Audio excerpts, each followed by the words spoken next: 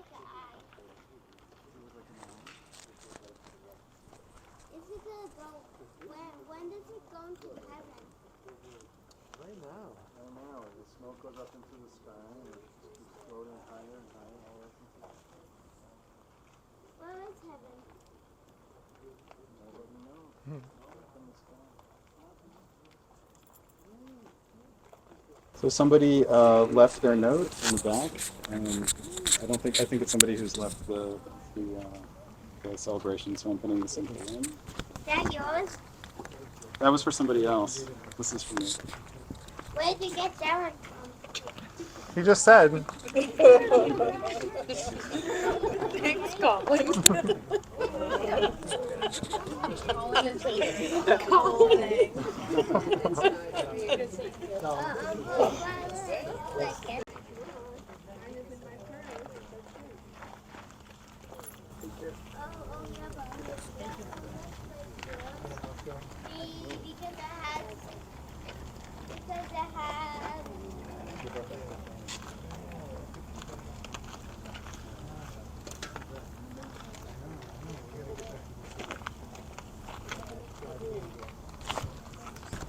Careful. So I had a paper airplane. Nice. Tried to fly it in.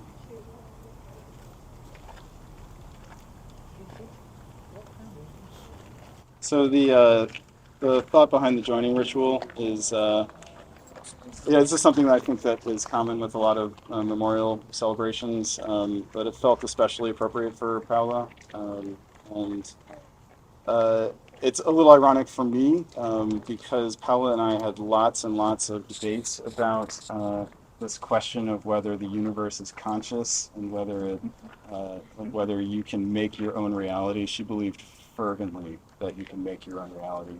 This idea that the universe resonates with the energy that you put into it, and that comes back to you. And we what Paola has gone through is something that we all are going to at some point. Right? Like it's an inescapable fact. For me, it's why I accept and celebrate death. Not the death itself, but it's a moment to celebrate the life. We all feel grief. We all feel loss. For me, grief. So I lost a partner about 5 years ago, and the grief was unbearable. And one of the things that helped me get through it was to understand that grief is love. It's another form of love. And so all of us are feeling a lot of pain right now. So if that helps you at all, to remember that the grief is coming because you love Paola so deeply. And you can accept and celebrate your own grief for that reason. If anyone, the joining ritual, right? So Paola is in the universe, the great living flow of the universe. So this is a chance for us to, hopefully long before we ourselves join that in the way that she has, to give something of ourselves that can join her now. So if anyone hasn't already given their message to the fire, I invite you to come up now. Thanks.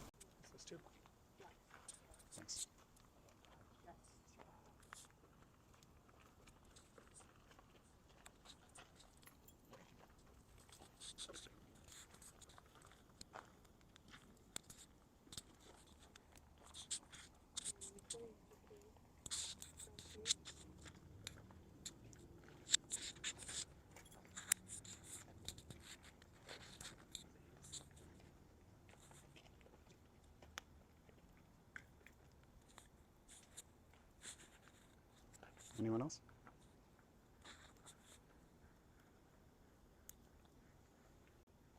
So I'll just invite us to take a couple moments here and feel the joining with Paola. Just remember her, remember what it was like to be with her, to hear her voice, to hear the things that she would say to us that told us who we were.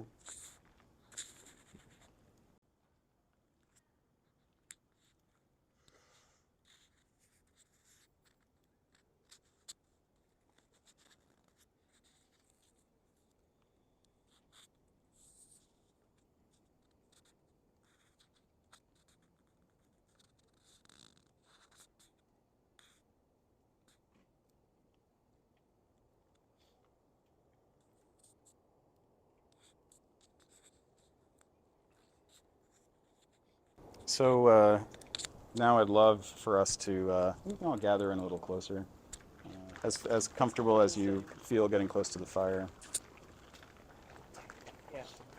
Um, and now I'll just open the sharing circle, and this will be the time for any of us to say whatever we would like to say in the presence of people who knew and loved Paola. Um, and I'll go first. Um, let me say one more thing. The thing about Paola, right, is that she was so incredibly generous and giving of herself, and able, I think, unlike a lot of teachers, to meet us where we were, rather than demanding that we come to them. Like, her teaching really wasn't about her. It was so much about us. And she saw us as unique individuals. And that was a superpower, because it enabled her to help us overcome the things that we were putting in our own way.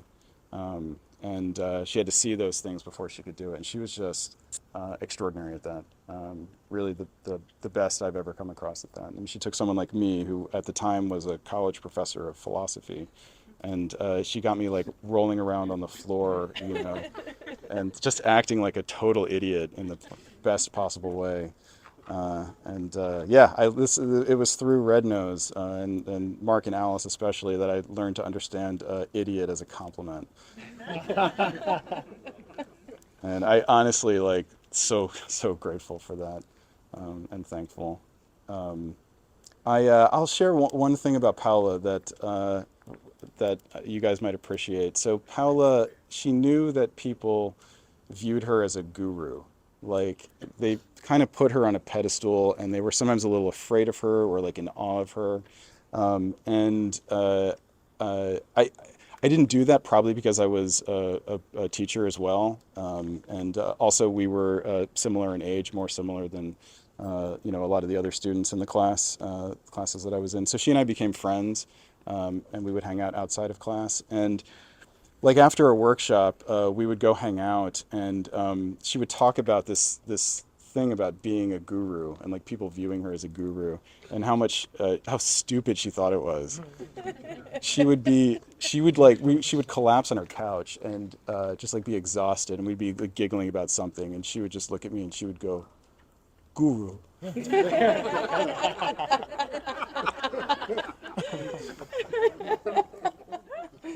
And so we had a lot of laughs about that. Man, we had just laughs about everything. Like, Paola was just somebody that I could just hang out with, get down with, and just joke about everything. Nothing was sacred, even this stuff about the universe, and how it was conscious and it was actively acting. I mean, she's gotten me to a point where I can actually articulate some of those thoughts in a way that makes sense to me, which is something I tried to do on the prompt for this ritual.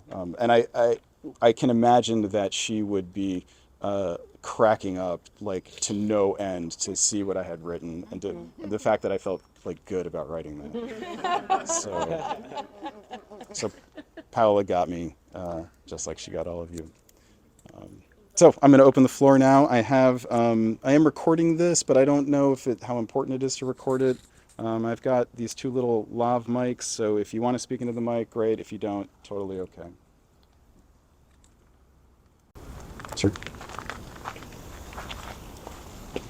I remembered that, okay, so I moved to Chicago. I was so poor, and she had me, to afford her workshops, her Red Nose workshops, she would get me to go to the den when it was just like it was just gross and just space. You all remember that? And she would have me sweep before class, like that was actually doing anything to the floors of the den at that time.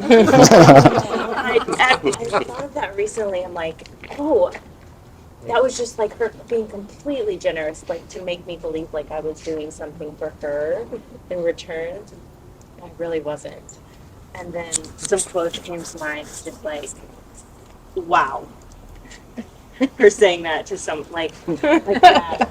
I don't know if Jack's still here. In one workshop, he just put his nose on and he was just like, grumpy. And her just saying, oh my gosh. Oh my gosh. I quote her often by saying, however, refers that, yeah, just like generally as a human being, learning how to be open, just like to knock down those masks we put up as adults, and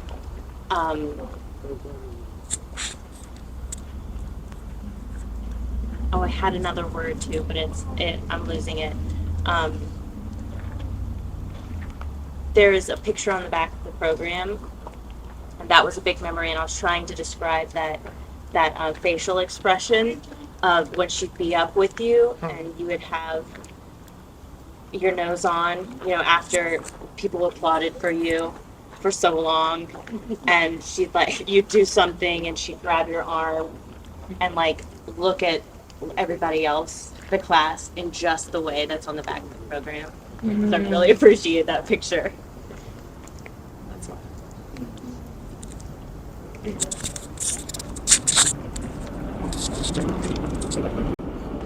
Are you? Well, I have like haphazard notes because but they're very unorganized. Yeah, you can pin that to your jacket. I don't know. My name's Leah Brait. And I studied with Paola when I was at school I see. It has a clip. Okay. When I was at the theater school at DePaul, and then later was a part of the Del Vivo company. And I actually took some time today. I'm an avid journaler. I have over 30 years of journals. So I thought, surely I can find some journal entries that really describe like the epicness that was Paola as my teacher. And I do think that some of the journals from that time are like missing, or I couldn't find them. But all I could find of mention of Paola was two things. One, this sentence, which was written on October 4th, 2011. Just got out of the movement class I'm taking with Paola. Neutral mask is a little scary, with an exclamation point. And then I just went on talking about my dating life, like nothing else about school. But I actually found that sentence to be pretty telling of how Paola served me as a teacher. I felt like she held space for me to go right to the edge of my fear, and to actually feel like embody it, to feel what it felt like inside me, and then to have ownership to decide if I was gonna like fully jump in or not.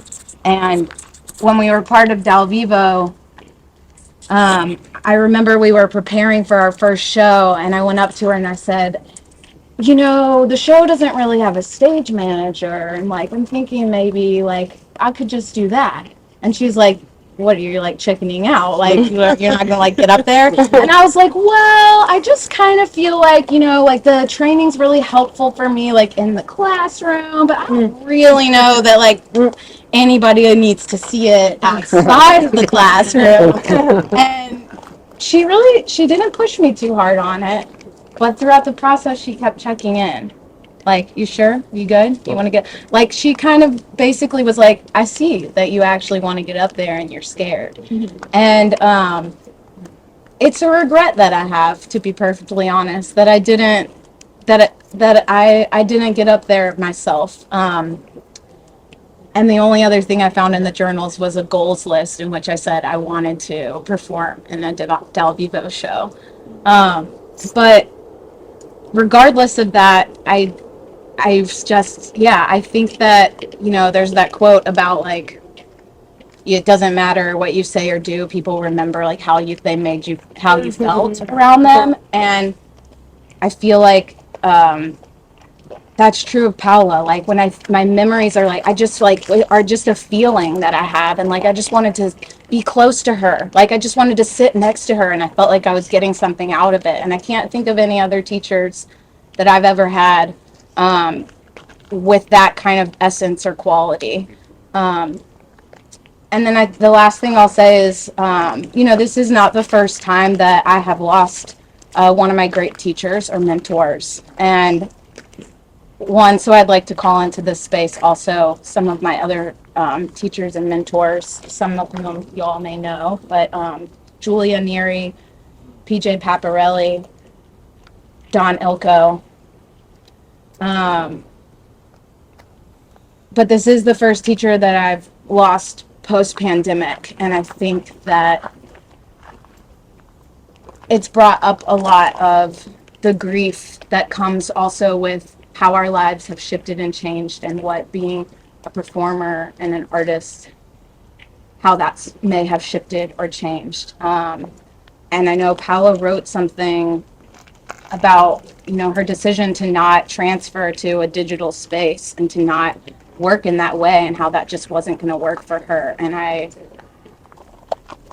just commend her for that. I thought that there was such bravery in it. And when I look back on her teaching, I think like, yeah, because I'm like, we needed to be in the room together. I needed to like sit next to you. Like, that's how she was transmitting her presence to us. That's how we were learning. Like, and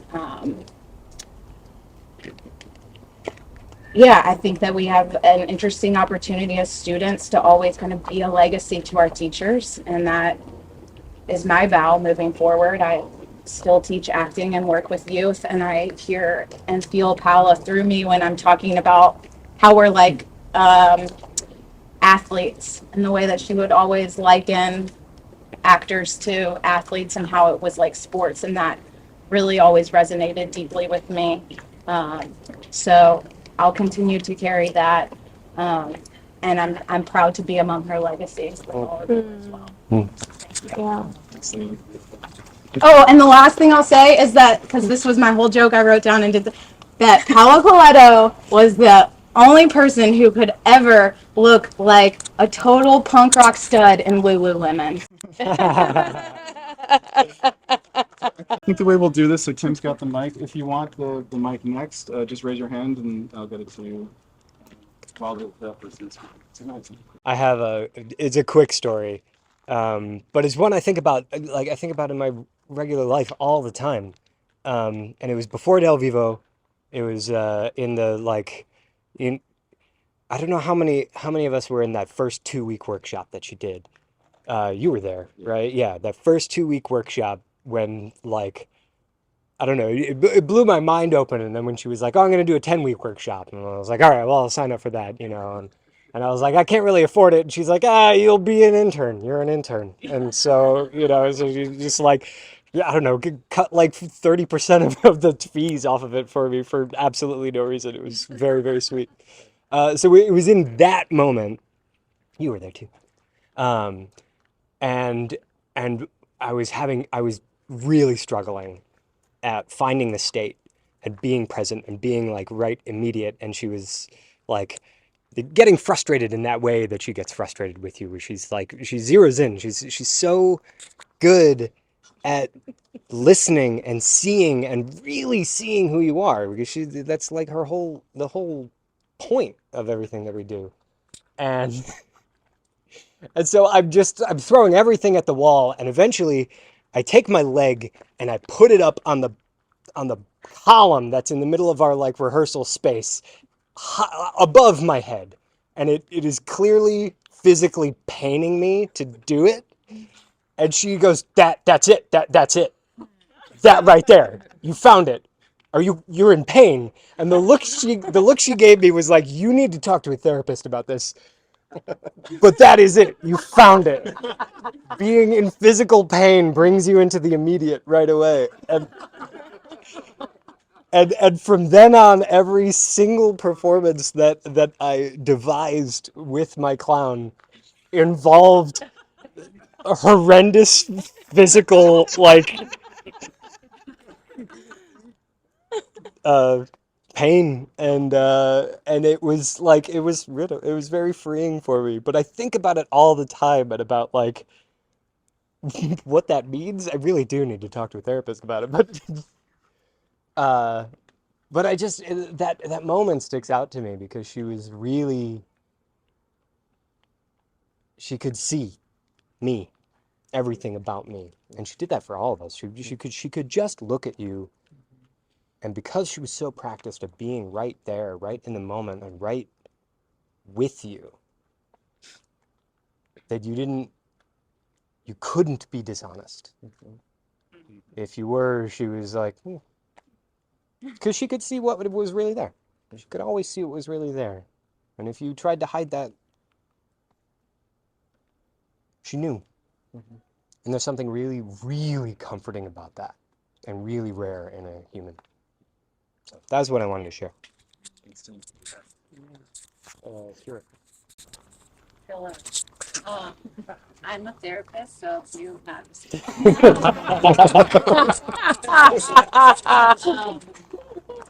I just want to thank Brandon for organizing this.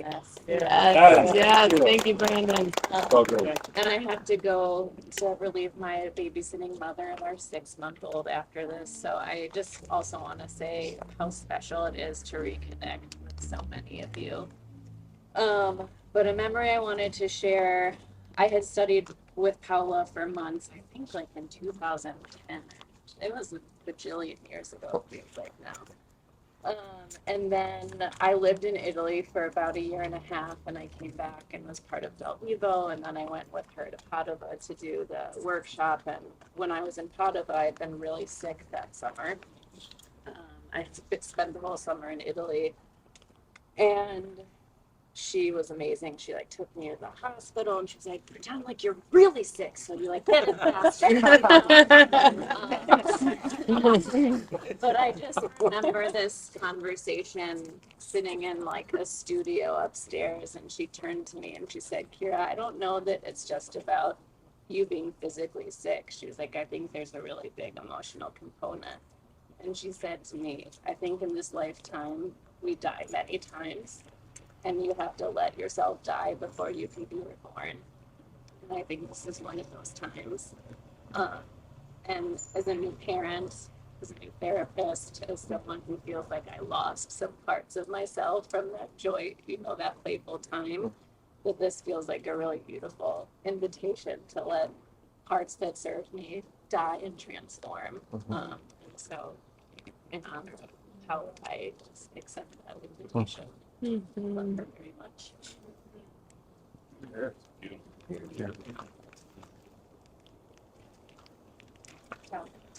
Ciao.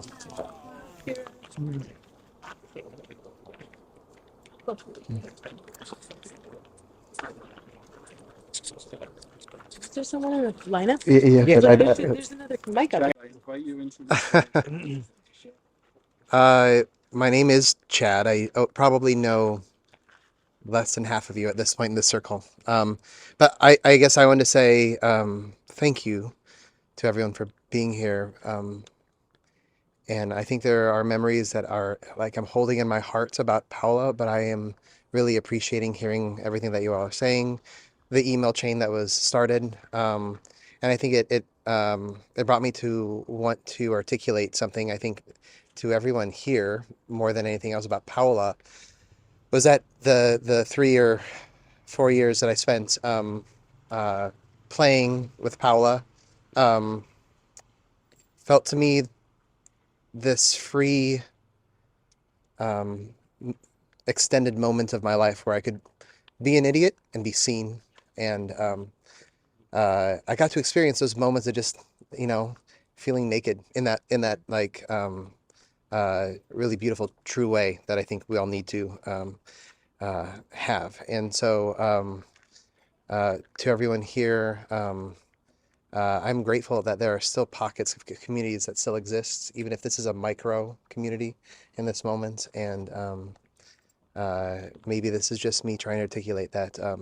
I hope to have more of those moments where I can like give space for someone else to be an idiot, and also let myself be an idiot a little bit more, thanks to Paola and her joyful tutelage. By the way, you were really good at being an idiot.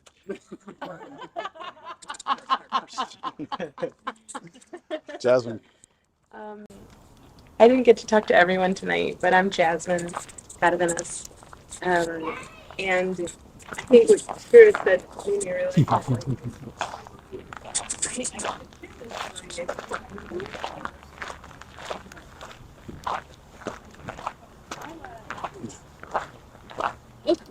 It's past 1. It's even past 1. I'm just gonna make a little. Bye-bye. Let that make a read.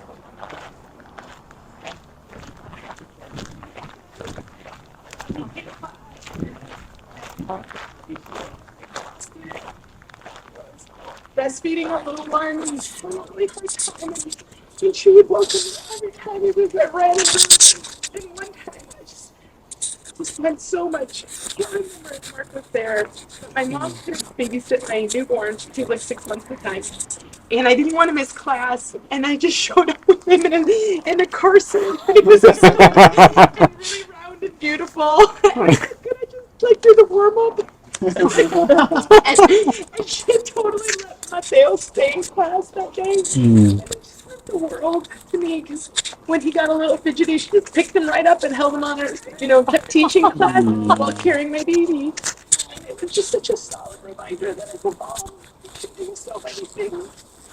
And that he makes space for us.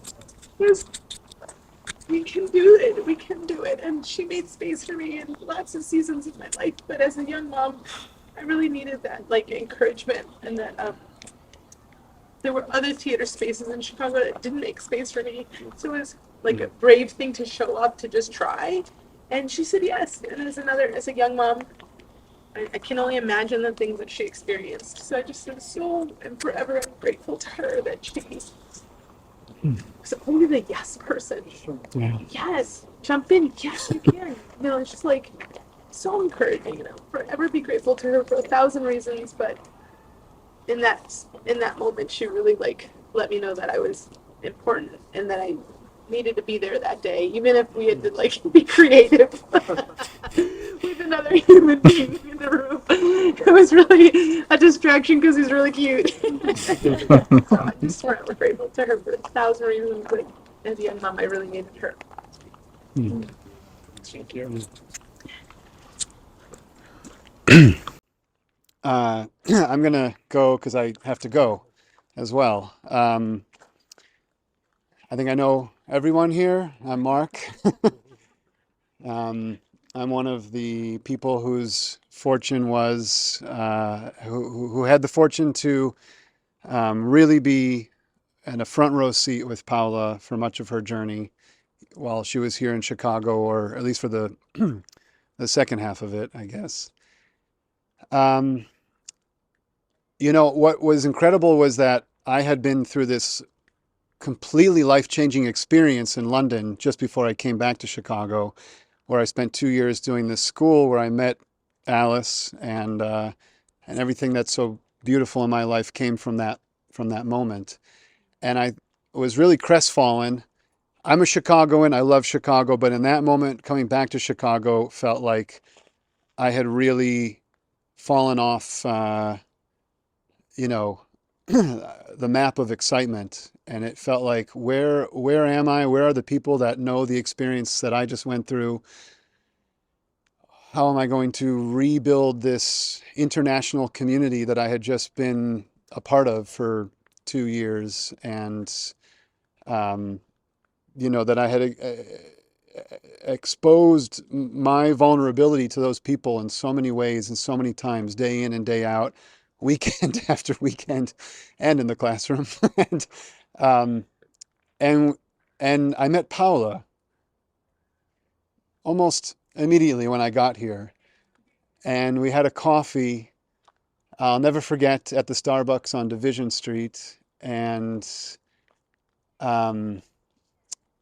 and I was like here but not here because I was going back to London to do another show that summer, and Paolo was traveling around, and we weren't yet landed, but something really sparked in that first meeting, and I knew that somehow the magic in my life did not have to die in that moment.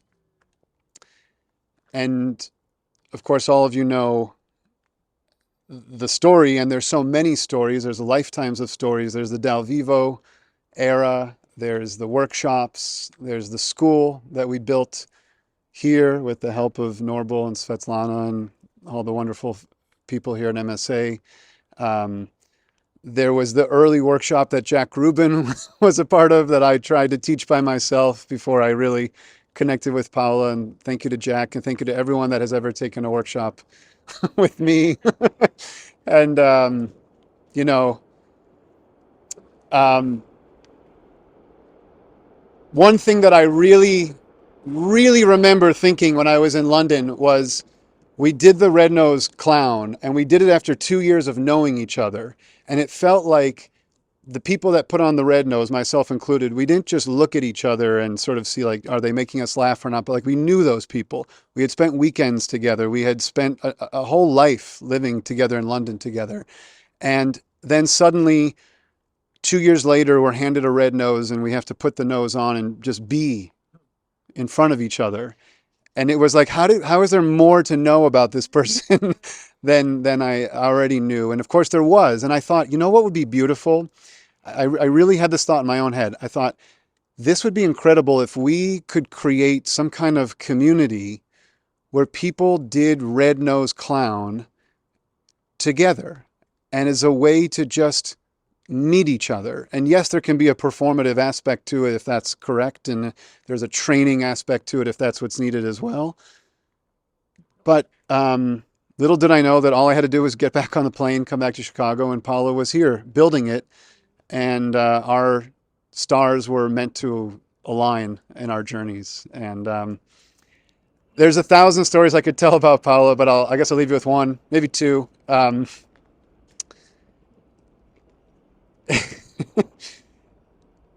You know, earlier Brandon talked about Paola's superpower, and I agree that the ability to see people's vulnerability was a superpower. Also, being able to speak English was a superpower for Paola. Because as we all know, it was a struggle every day for her to try to communicate what she meant, what she was trying to say to us. And I say it's a superpower because actually in her saying the quote unquote wrong thing, she said exactly the right thing, because it would disarm all of us, particularly us native English speakers, from being like, oh my gosh, Paola, that's not a sentence, or that doesn't make any sense, what you just said.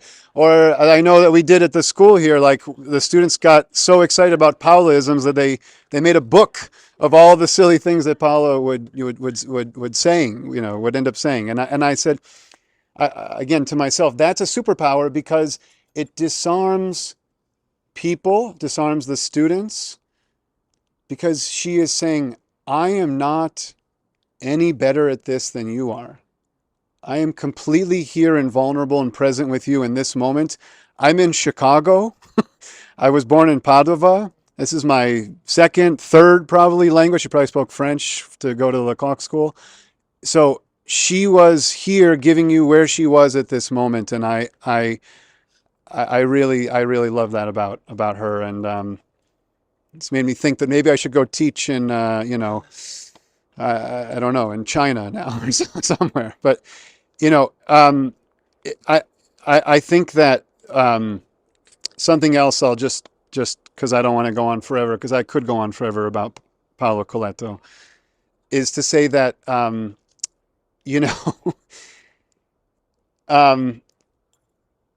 we all love Paola, and we all know that Paola had a very sophisticated palate in certain regards, right? I mean, she really, by her own admission, she had a kind of classical aesthetic.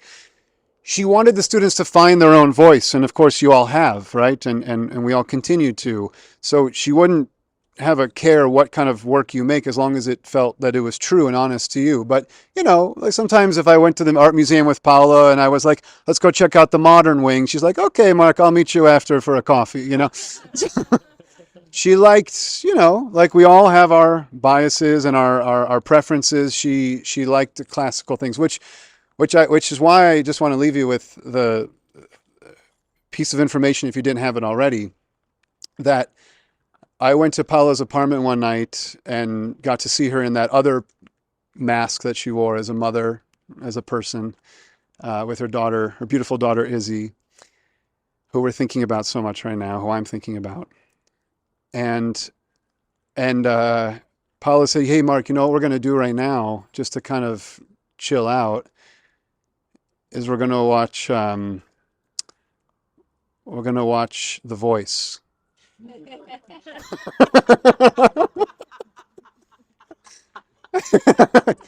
I said, "What is that?"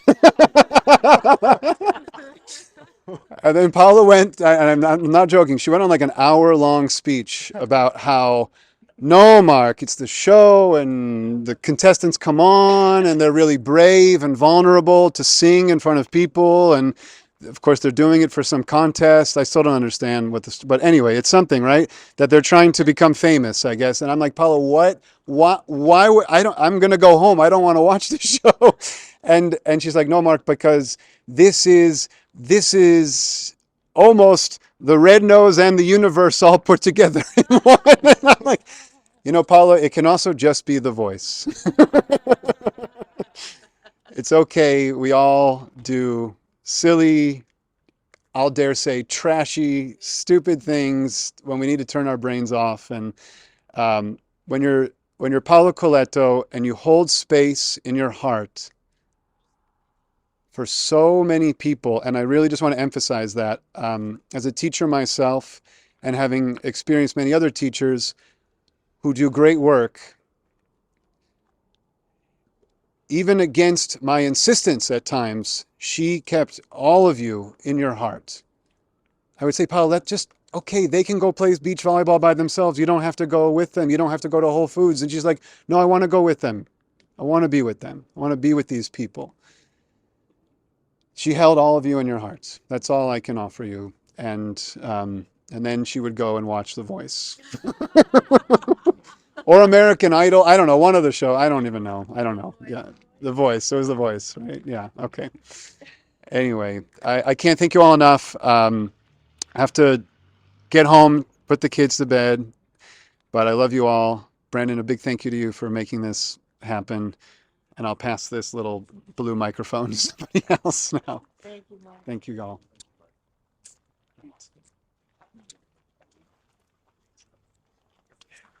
Is there anyone else who would like to jump? Thomas? Thank you so much. I just want to say something real fast. I really appreciated all the sides of Paola. Like I feel like she'd be like really mysterious in class.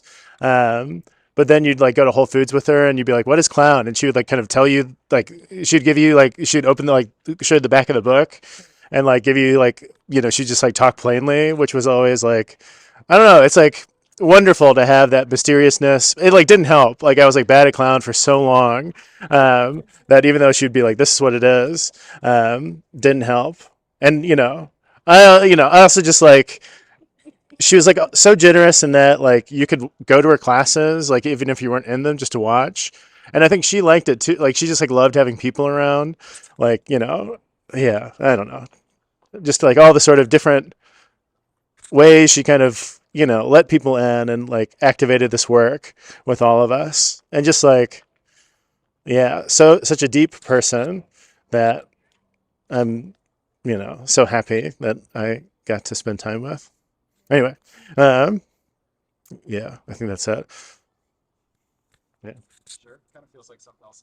Oh, I know. I always think with Paola, she like when she was a kid, she drew a picture of like a tree with wheels, and that was like when she was like moving away. Like they were like, oh yes, like I think Sean, her like former husband, was kind of like that's who Paola is. She's like this sort of like big grand thing, a tree, but it had like two tires on the bottom. So she was like always this sort of like deep, mythical. Person, but that was always sort of like moving and kind of like looking for like, some sort of, she like kind of, you know, stayed active in that way with the wheels and she was never kind of in one place.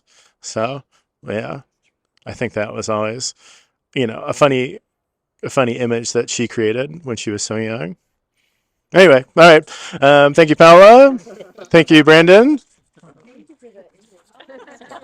All right. Would anybody else? Yeah, let's not do it right over the fire. Is it? It's on. Okay.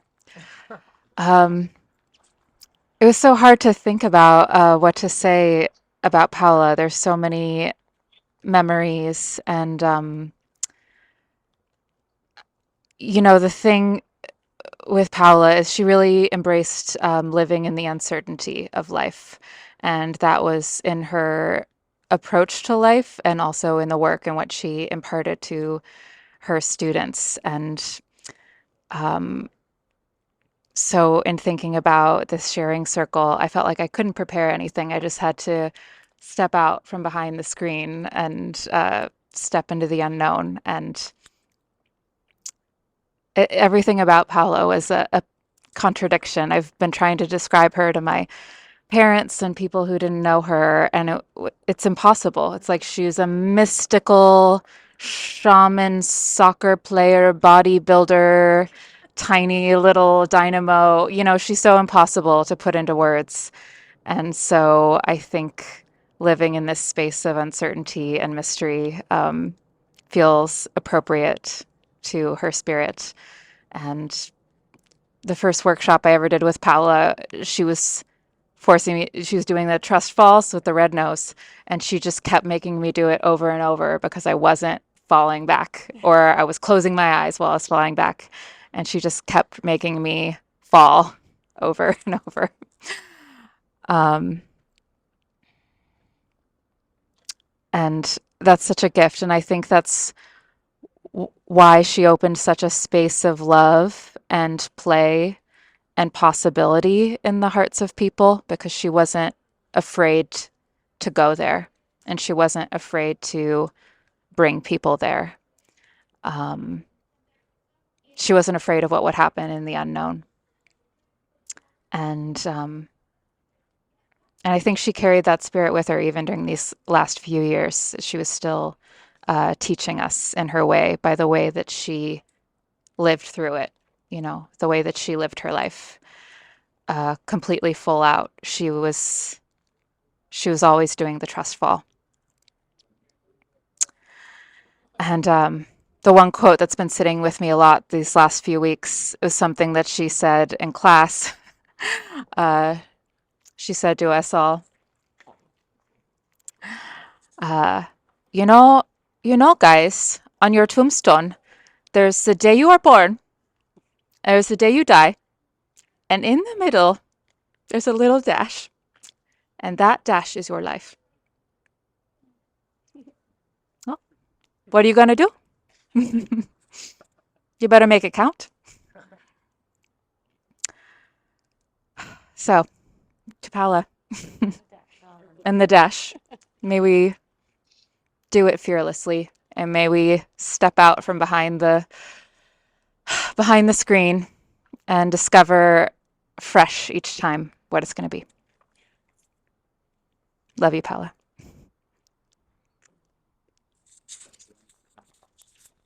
You just encouraged me to take a trust fall. I wasn't going to say anything. I'm Colin. I was one of Paula's students when she first came to Chicago in 2010. And I find this moment really surreal. It's really hard to process, you know, the idea that somebody with that much life energy passed into something else, some other form of energy. And I had one nice moment earlier when the sun was still out with Mark, where I felt emotional for the first time, like sadness. And I've been sort of asking myself, why am I not feeling like, I feel confused, and I'm not like feeling grief that I normally feel for somebody that I care about that I lose. And I think it's that I have this feeling right now, and I don't know if anybody else shares it, but that she could walk around this corner right now. Like I just feel like she her. Like she brought out like the presence in all of us, but I think that was partly because she was so present to herself and she shared so much of herself with us. And um, and I'm going to carry that with me for the rest of my life. That, you know, Paola could walk up next to my side and give me a look, and I know, oh, okay, like, get real. Like, actually do the thing. Okay, you're right.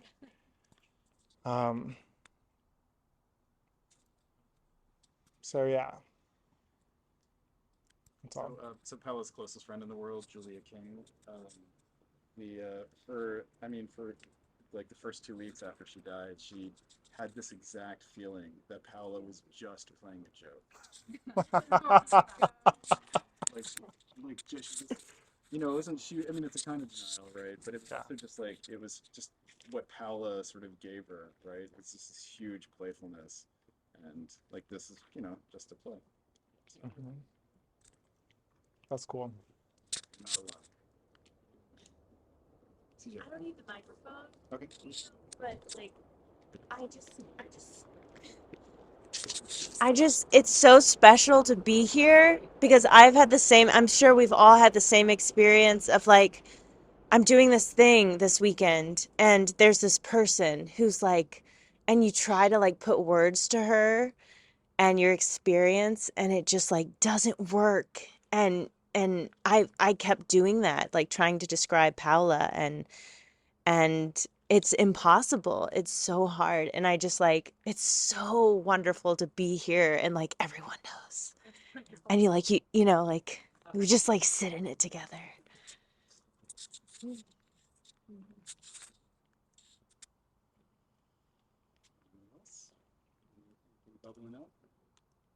So I don't still understand time or schedules or dates very well. And I wanted to perform tonight. Is this the place to do it, or was there an interlude and then a second act? A devised piece.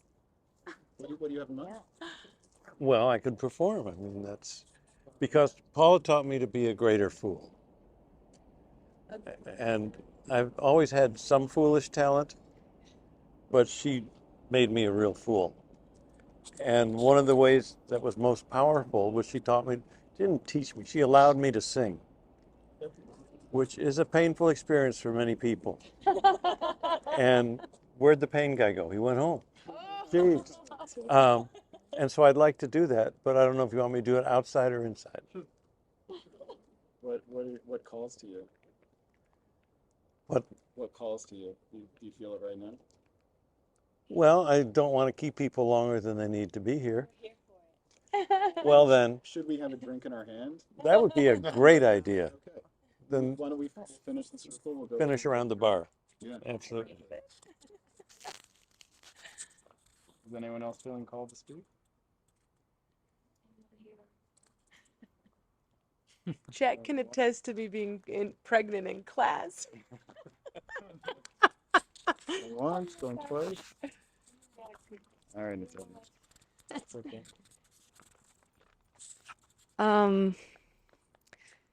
Yeah, I don't know if I can do this, but I'll try. Yeah. These are my children, and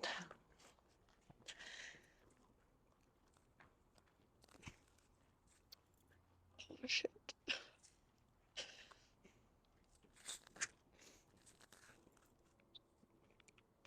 I'm also a mother, and they were young, so your story resonates. And actually, Mark and Alice are my ticket to Paola. And I was also a young mother at that time. And the difficulty of being a mother alone in the city and an artist. And I met Mark and Alice at a Viewpoints workshop. And they were just coming back from London, and they were all effervescent. And then, I'm Italian, and and so they were like, "Oh my gosh, you need to meet Paola. Who is this Paola?" And this Paola name kept coming up. I think that somebody else mentioned this Paola, that I should know her, and then they did. But I didn't know much, and I had no clue. but Mark insisted, and then a clown workshop came up, and I was like, there's no way I can do it because I have two little ones and it's so intensive and I don't have any money and oh no, all these excuses. And Alice was like, I can take care of your kids. You can go. It's like, what? Seriously? You can do that? For me to go to be a clown? Okay, this is ridiculous. It sounds it sounds pretty right then. And so that's how I met Paola, and it was love at first sight. And the fact that I was Italian made it probably just that more special. Also, our connection in that sense of making fun of all you guys. So that was great. And she would use me sometimes as her translator when she was really off the mark. But but like Mark said, her way of putting it was always to the point. Anyways, I I'm really really grateful for what she's built here in Chicago and LA and Italy, and it's just to be here right now and see all the connections that she made. It's almost like this. She talked about divine matrix, but it seems like what she was really working on was the divine matrix here on earth, and um, I hope that these threads will keep threading and meeting, and that we can really bring forth this love and this legacy for truth, really, and presence and authenticity in the arts, but in our lives and in our families. I know that Paula meant a great deal to me and to my kids in ways that we will still discover as we are here. So I'm honored, and I hope that we can stick together, because I think that the world's the world really needs us, our power that was sort of brought out with the help of Paula, because she could see it, and we were brave enough to work with it and be here now and show up in the way that we need to show up for ourselves and others. So I truly hope that we can find our strength to do the hard work that is this that we're doing. And I think that Paola had to elevate even higher so that she could do even more. It's puppeting around, and be like, go back, try again. So to keep us on the edge of the unknown, and the image that I'm seeing is, in a neutral mask, and just keep that neutrality so that we can play everything, and go through the forest and come out to that plain and really be there and like really enjoy it. And I wish that for all of us. So thank you.